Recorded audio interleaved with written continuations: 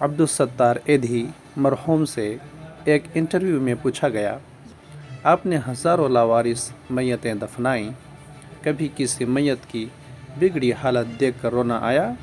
انہوں نے آنکھیں بند کر کے گہری سوچ میں غوطہ زن ہوتے ہوئے کہا، ایسی تو نہیں، البتہ ایک مرتبہ میرے رضاکار ایک صاف ستھری میت لے کر آئے، جو تازہ انتقال کیے بوڑھے مگر کسی پڑھے لکھے اور کھاتے پیتے گھرانے کی لگ رہی تھی۔ اس کے سفید چاندی جیسے بالوں میں تیل لگا ہوا تھا اور سلیقے سے کنگھی کی ہوئی تھی۔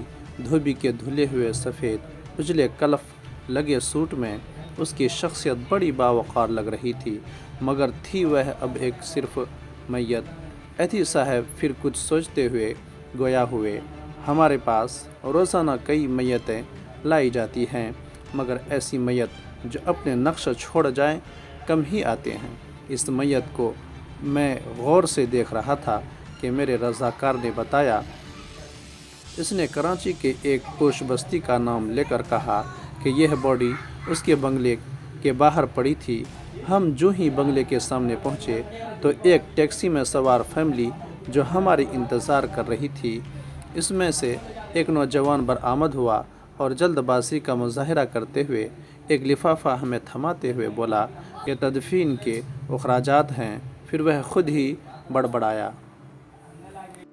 یہ میرے والد ہیں، ان کا خیال رکھنا، اچھی طرح غسل دے کر تدفین کر دینا۔ اتنے میں ٹیکسی سے آواز آئی، تمہاری تقریر میں فلائٹ نکل جائے گی۔ یہ سنتے ہی نوجوان پلٹا اور مزید کوئی بات کیے ٹیکسی میں سوار ہو گیا اور ٹیکسی فراٹے بھرتی ہوئی آنکھوں سے اوجھل ہو گئی۔ ایدھی صاحب بولے، اس میت کے متعلق جان کر مجھے بہت دکھ ہوا اور میں ایک بار پھر اس بدقسمت شخص کی جانب دیکھنے لگا تو مجھے ایسے لگا جیسے وہ بازو آگے مجھے درخواست کر رہا ہو کہ ایدھی صاحب، ساری لاوارث میتوں کے وارث آپ ہوتے ہیں، مجھ بدقسمت کے وارث بھی آپ بن جائیں۔ میں نے فوراً فیصلہ کیا کہ اس میت کو غسل بھی میں دوں گا اور تدفین بھی خود کروں گا۔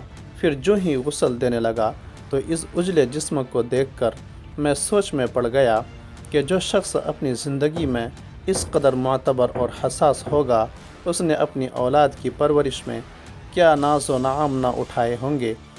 مگر بیٹے کے پاس تدفین کا وقت بھی نہ تھا، اسے باپ کو قبر میں اتارنے سے زیادہ فلائٹ نکل جانے کی فکر تھی۔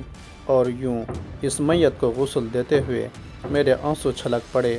پھر وہ اپنے کندھے پر رکھے کپڑے سے آنسو پوچھتے ہوئے بولے، اس دن میں انسانیت کی ڈوبتی نیا پر رو پڑا، کاش کہ ہم اپنی اولادوں کی عیش و عشرت کے بجائے بہتر تعلیم و تربیت پر زیادہ فوکس کریں۔ ختم شدہ۔